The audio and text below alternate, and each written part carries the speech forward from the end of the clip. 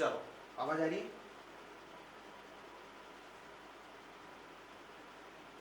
करें start? Okay.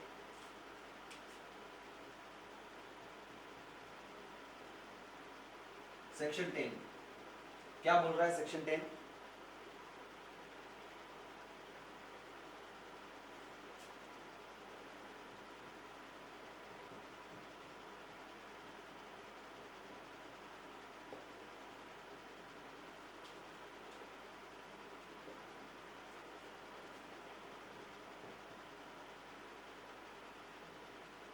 Specific performance of contract, यही बोल रहा है। यानी कि ऐसा कॉन्ट्रैक्ट जिसमें स्पेसिफिक परफॉर्मेंस संभव हो और किसी पार्टी ने क्लेम किया हो तो न्यायालय उसे उस कॉन्ट्रैक्ट का स्पेसिफिक परफॉर्मेंस कराने के लिए आदेश या डिक्री जारी करेगा। लेकिन इस सिद्धांत के कुछ अपवाद भी हैं। क्या अपवाद हैं?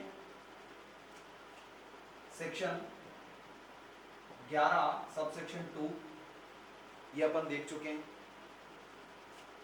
फिर सेक्शन 14 ये भी अपन देख चुके हैं।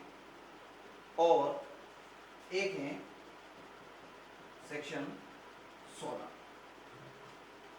सेक्शन 14 और सेक्शन 16 में ही एक सेक्शन और आता है सेक्शन 20, ये भी अपन देख चुके हैं, प्रतिस्थापित पालन। लेकिन सेक्शन 16 एक और जो अपवाद है इसको आज अपने को देखना है, इसको अपन समझने की कोशिश करते हैं। ठीक है, यही पढ़ रहे थे अपन। चलो वेरी गुड। आज अपन देखते हैं सेक्शन 16 क्या बोल रहा है।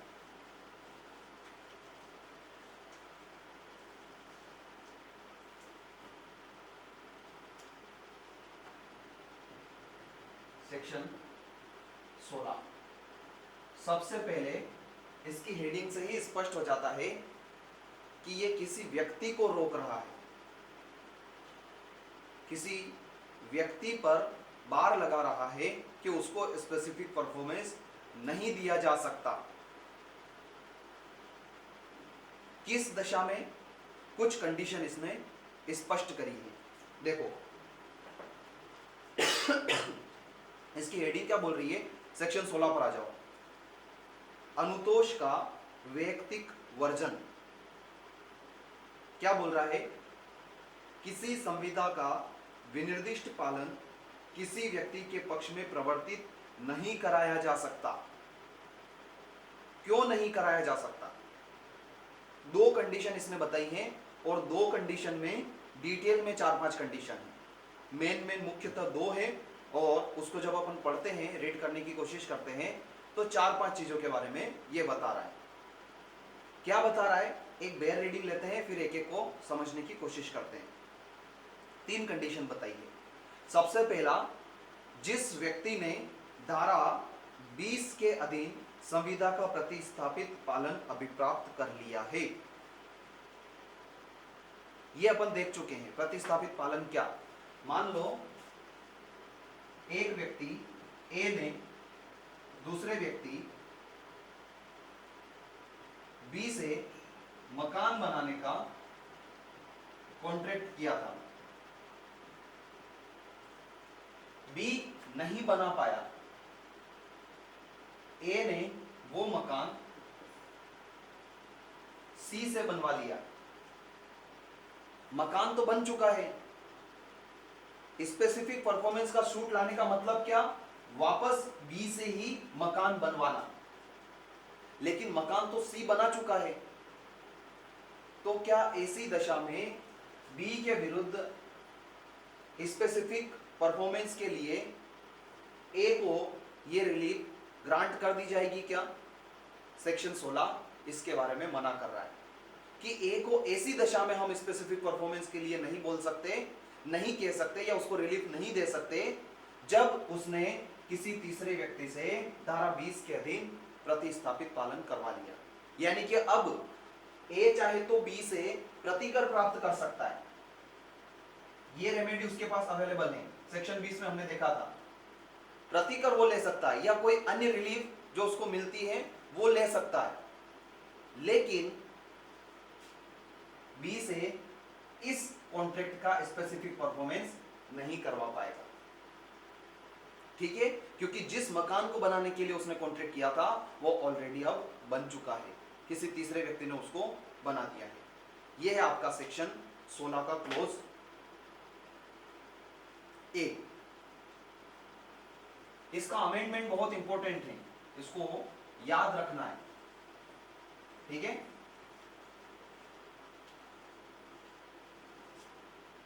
चलो दूसरी कंडीशन। दूसरी कंडीशन क्या बोल रही है? जो मतलब कौन? जो व्यक्ति स्पेसिफिक परफॉर्मेंस का सूट लेकर आ रहा है उसकी बात हो रही है। ये जो शब्द है इसका मतलब क्या है? जो स्पेसिफिक परफॉर्मेंस का सूट लेकर के आना चाहता है उसकी बात हो रही है। क्या बोल रहा है? जो संविदा के अत्यावश्यक निबंधन का जिसका उसकी ओर से पालन किया जाना बाकी हो। अत्यावश्यक निबंधन क्या? यानी कॉन्ट्रैक्ट की ऐसी शर्तें जो उसकी ओर से पालन करना जरूरी हो। ऐसी कौन सी शर्तें हो सकती है? जब अपन कॉन्ट्रैक्ट एक्ट पढ़ रहे थे, एक दो एग्जांपल देखते हैं। फॉर एग्जांपल, सबसे पहले रेसिप्रोकल प्रॉमिस। रेसिप्रोकल प्रॉमिस, एक दूसरे के वचन एक दूसरे के लिए प्रतिफल है, यही है रेसिप्रोकल प्रॉमिस, है ना। लेकिन हमने जब सेक्शन 52, 53, 54 वगैरह अपन पढ़ रहे थे तो क्या देखा था? सामान्यतः तो जैसा नेचर है, संविदा की जैसी प्रकृति है, उस प्रकार से अपने अपने वचनों का पालन अपने अपने सामने वाले पक्षकार को करना पड़ेगा। लेकिन इसका एक्सेप्शन क्या था? अगर कॉन्ट्रैक्ट में ही आप कोई शर्त डिसाइड कर दो कि पहले कौन पालन करेगा, या संविदा की प्रकृति ऐसी है कि पहले किसे पालन करना चाहिए। फॉर एग्जांपल, एक मकान बनाने के लिए ए और बी ये दोनों कॉन्ट्रैक्ट करते हैं। ए और बी दोनों कॉन्ट्रैक्ट करते हैं मकान बनाने के लिए। ए का मकान है, इसको बनवाना है मकान, और बी इसमें निर्माता है, बनाने वाला ठेकेदार है या इंजीनियर है, जो भी आपको मानना हो। ए इससे कॉन्ट्रैक्ट करता है बी से कि इसके लिए जो भी रॉ मटेरियल होगा वो मैं ला करके दूंगा और तुमको मकान बना करके देना है। ये कॉन्ट्रैक्ट पूरा कब होगा आपकी नजर में? पूरा कब होगा? रेसिप्रोकल प्रॉमिस वाला कॉन्ट्रैक्ट कब पूरा होगा? जब ये सामान ला करके देगा तो ही कॉन्ट्रैक्ट आगे बढ़ेगा, उसी के बाद ही इसका नंबर आएगा, ये पालन करेगा अपनी शर्तों को, यही होगा। Very good. तो ऐसी दशा में अगर मान लो ये शर्तों का पालन नहीं करता है, अत्यावश्यक निबंधन जो इसकी ओर से पालन करने जरूरी थे, सेक्शन 16 पर वापस आ जाओ, वापस उस लाइन को पढ़ो, उस लाइन को वापस पढ़ो। जो संविदा के अत्यावश्यक निबंधन यानी कि बहुत आवश्यक शर्तें जिसका उसकी ओर से पालन किया जाना बाकी हो, तुम्हारी ओर से पालन किया जाना बाकी हो, क्या यहां पर इसकी ओर से पालन किया जाना बाकी है क्या? अब बताओ, क्या ऐसा व्यक्ति खुद ने तो पालन नहीं किया, इस सामने वाले के विरुद्ध स्पेसिफिक परफॉर्मेंस का सूट लेकर आ सकता है?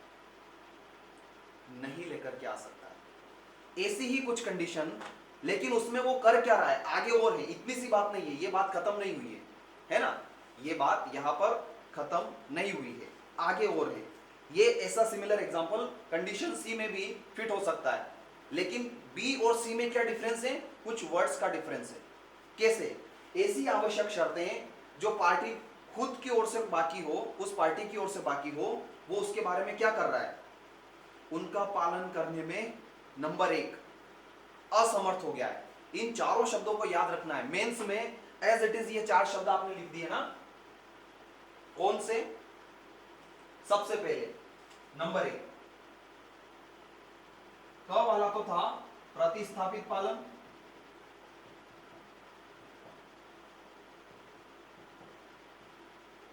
ख में क्या था, आवश्यक निबंधन,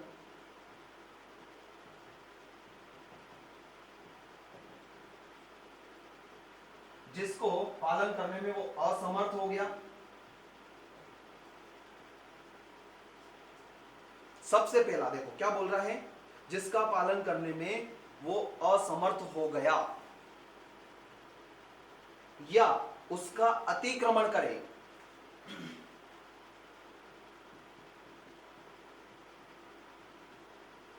या तो वो असमर्थ हो गया या उसका अतिक्रमण कर रहा है, यानी जंप कर रहा है, उसका खुद का वायलेशन कर रहा है कि मैं तो नहीं करूंगा, तुमको अपनी ओर से करना पड़ेगा। खुद की बारी आ रही है, जब जब कॉन्ट्रैक्ट में खुद कुछ करने की बारी आ रही है और तुम उसको लैप्स करते जा रहे हो, कुछ नहीं कर रहे हो, अतिक्रमण कर रहे हो। या फिर तीसरा, या संविदा के प्रति कपट का कार्य करे, संविदा के प्रति कपट का कार्य करे। या फिर एक चौथी कंडीशन है, कुछ विध्वंसक और या फिर विसंवादी या ध्वंसक कार्य जानबूझ करके करे। विसंवादी या ध्वंसक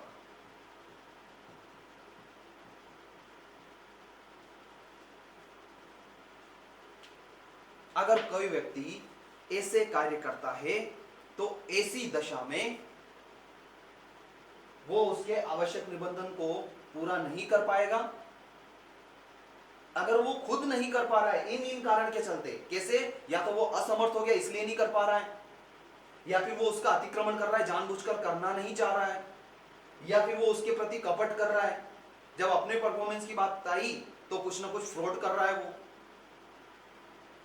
या फिर वो उसको खत्म करने के लिए विसंवादी या विध्वंसक कार्य, इस प्रकार का कोई कार्य करके खुद आ रहा है,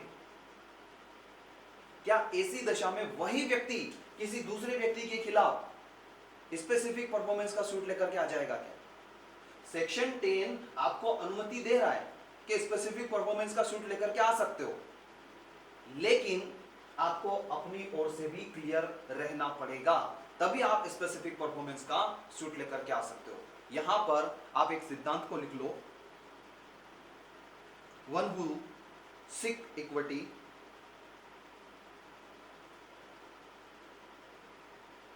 must do equity.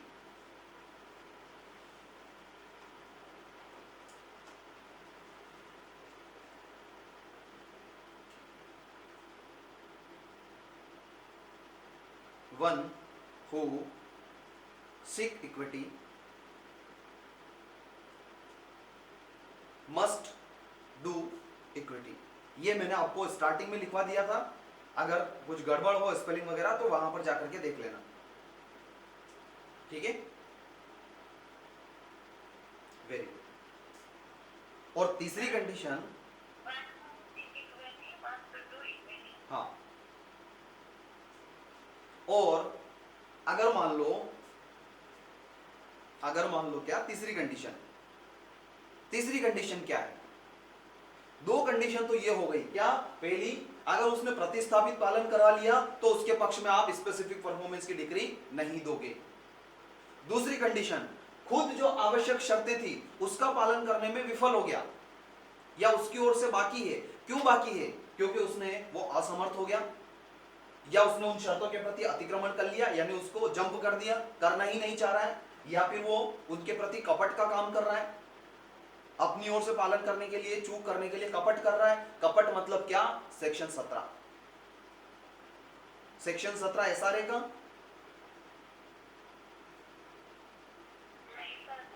Contract act का, और या फिर विसंवादी या ध्वंसक कार्य कर रहा है। इसके चलते वो आवश्यक शर्तों का पालन नहीं कर पा रहा है तो उसके प्रति हम स्पेसिफिक परफॉर्मेंस की डिग्री नहीं देंगे। और तीसरी और इंपॉर्टेंट कंडीशन क्या है?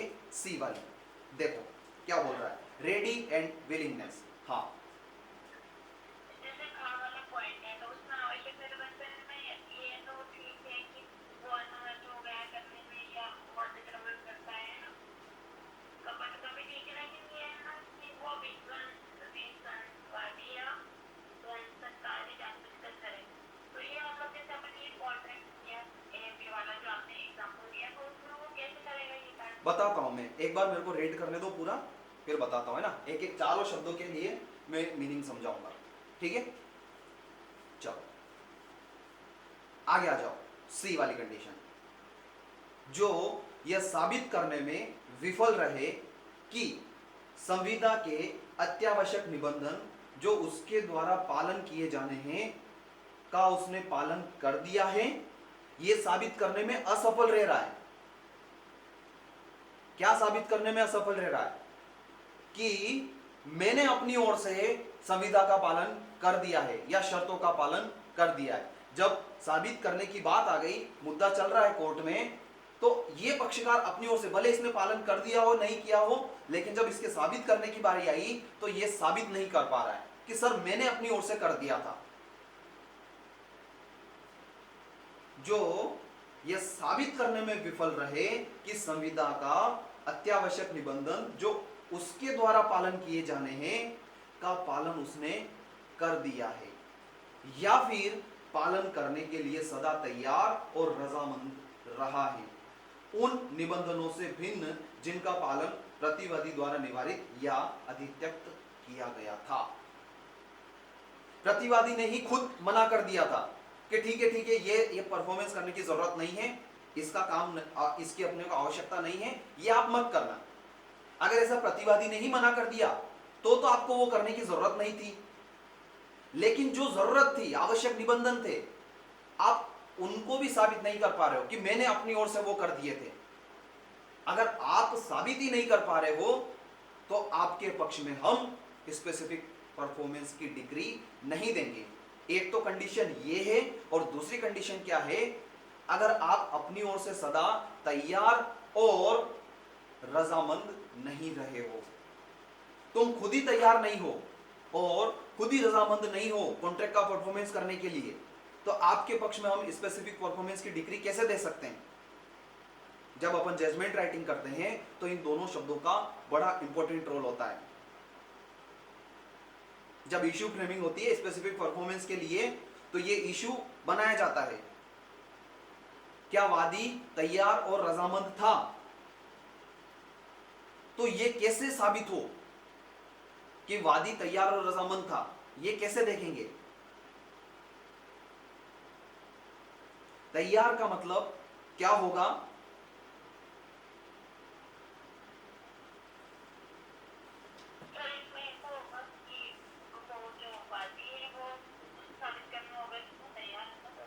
कैसे कैसे साबित कर पाएगा? हम एज ए जज कैसे देख पाएंगे कि वो तैयार था? जैसे कि यहाँ पे जो एग्जांपल दिया आपने, उसको उसने रॉ मटेरियल ला के रख दिया, तो उससे वो तैयार और रजामंद था ना कि मैंने तो मेरा पार्ट परफॉर्म कर दिया, कर दिया। नहीं, और किसी का? तैयार का मतलब क्या होता है? जब भी ये शब्द आए, क्या वादी तैयार था क्या अपनी ओर से? तो ये देखने के लिए हमको हमेशा देखना पड़ता है क्या वो फाइनेंशियली कैपेबल है।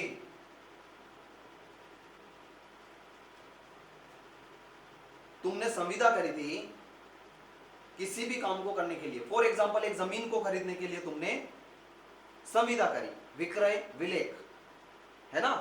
विक्रय संविदा सुना है कि नहीं सुना है? विक्रय संविदा, तुमने विक्रय संविदा करी एक जमीन को खरीदने के लिए। आपको सबको पता होगा, नहीं पता हो तो मैं बताता हूं। जब भी जमीन खरीदते हैं तो पहले एक एग्रीमेंट करते हैं, उसके बाद रजिस्ट्री होती है और उसके बाद नामांतरण होता है, ये प्रक्रिया होती है, ठीक है? तो आपने एक विक्रय विलेख कर लिया कि हाँ मैं जमीन खरीदने के लिए तैयार हूं, यहां पर मकान नहीं जमीन का मान लो, या ये मकान खरीदने की बात हो रही है। ए बोल रहा है कि मैं खरीदने के लिए तैयार हूं, बी उसको बेचने के लिए तैयार था, कितने में? 5 लाख रुपए में। अब बी मना कर देता है क्या कॉन्ट्रैक्ट ब्रीच हुआ?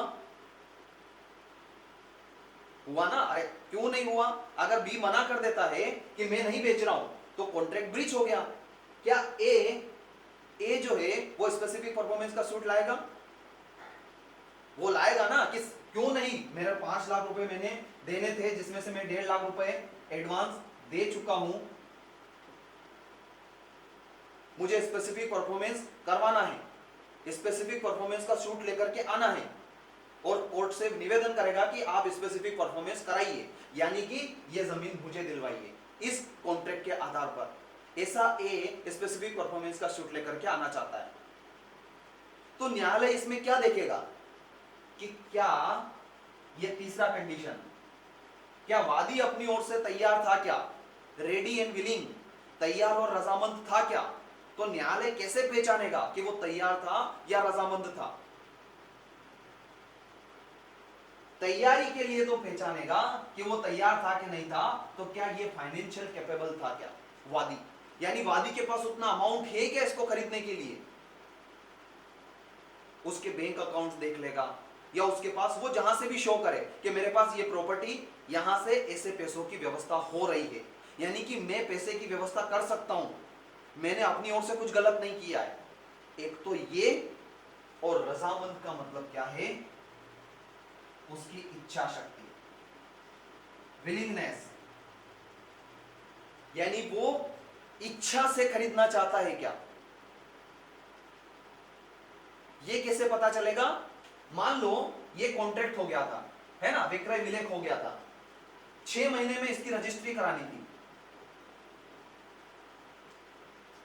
बी, प्रतिवादी बी जो है वो 6 महीने में इसकी रजिस्ट्री नहीं करवा रहा है, 1 आध 2 महीना ऊपर निकल गया है, तो क्या ए की जिम्मेदारी नहीं है क्या कि ये इससे जाकर के पूछे भैया क्या हो गया, क्यों रजिस्ट्री नहीं करवा रहे हो, चलो मेरे नाम पे करा दो, ये कर दो, मैं तुमको पैसे अभी दे देता हूं, देने के लिए तैयारी हूं। अपनी तो बात ही एग्रीमेंट में यही बात हुई कि जिस दिन रजिस्ट्री होगी उस दिन मैं आपको पूरा पैसा दे दूंगा। तो ऐसा करने के लिए क्या ए ने कोई कदम उठाया क्या? जब बी मना कर रहा था कि अब मुझे परफॉर्म नहीं करना है कॉन्ट्रैक्ट, तो ए ने अपनी ओर से कोई कदम उठाया क्या उसको परफॉर्मेंस कराने के लिए? यानी उसको कुछ नोटिस दिए क्या, उससे वो मिला क्या, संपर्क करने की कोशिश करी क्या, यानी कि वो भी रजामंद था क्या? ये रजामंदी ऐसे पहचान में की जाती है। अगर मान लो ये खुद ही तैयार और रजामंद नहीं था, यानी फाइनेंशियल कैपेबल नहीं था और इसकी इच्छा शक्ति नहीं थी कॉन्ट्रैक्ट को परफॉर्म करने के लिए, तो क्या ये स्पेसिफिक परफॉर्मेंस का सूट लेकर के आएगा क्या? और आएगा तो हम इसके पक्ष में दे देंगे क्या? नहीं देंगे, ऐसे पहचानना पड़ता है। ठीक है, इस कंडीशन में देखो, अगर मान लो इसके पास पूरे पैसे की व्यवस्था नहीं है, क्या इसके पक्ष में